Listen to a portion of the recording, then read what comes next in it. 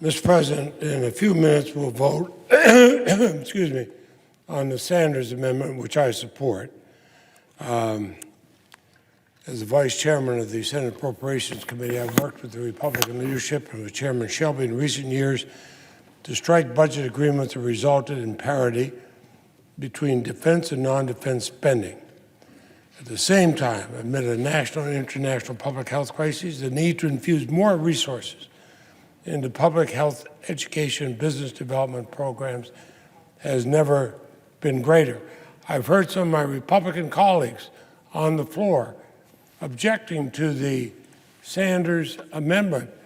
I would say to them, if they feel that strongly, this is an authorizing bill, if they feel that strongly, they should tell their Republican leadership to allow the appropriations bill to come up, and so they could actually vote on the defense bill.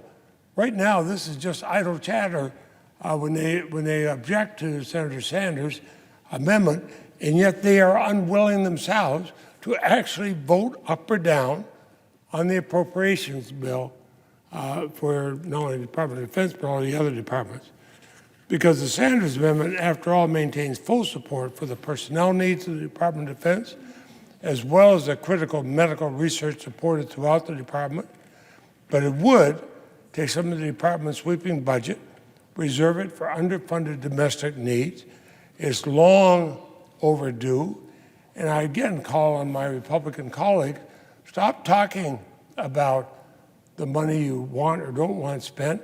Tell the Republican leader to allow the appropriations bills to come to the floor and vote up or down. But another issue, Mr. President,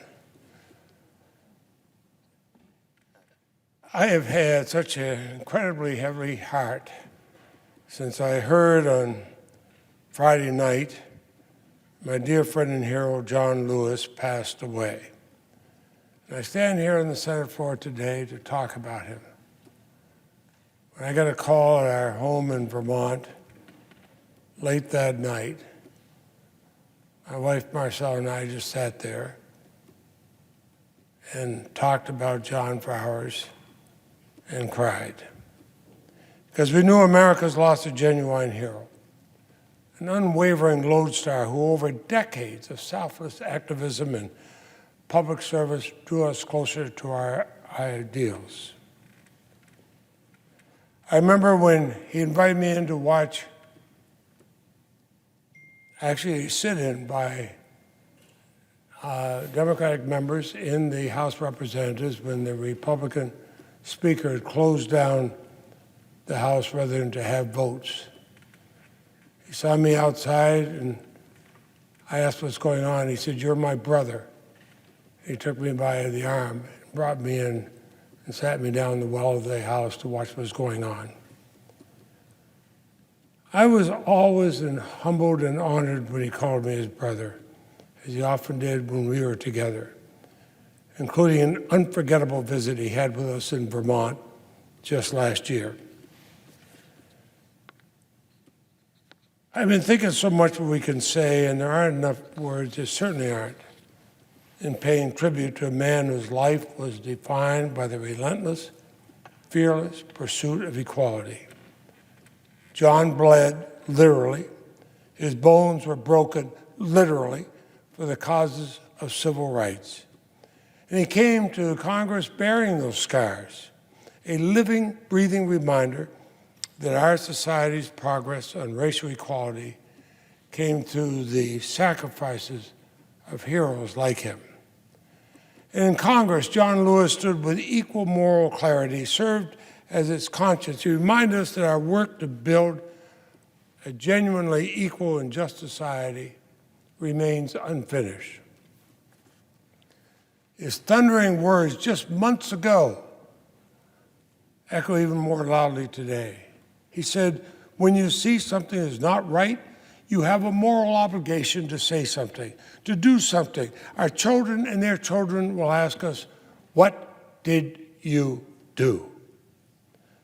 Mr. President, that's a question all of us must ask ourselves. And there's one thing I'm doing today that I want to share with my fellow senators and Americans.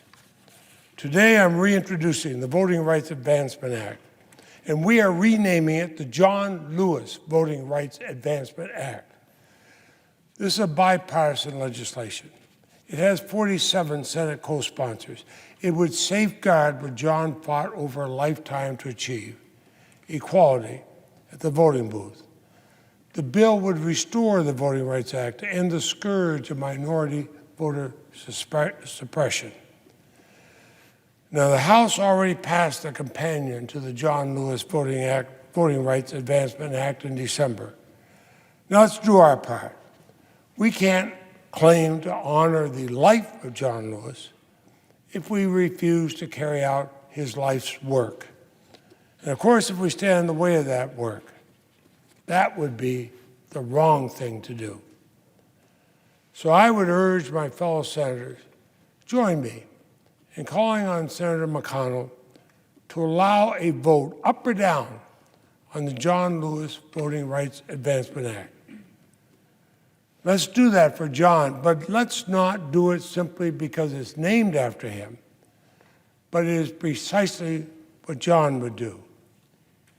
And if we have a moral compass, we should do it. Take action to forge a more perfect union, to protect our democracy, and above all,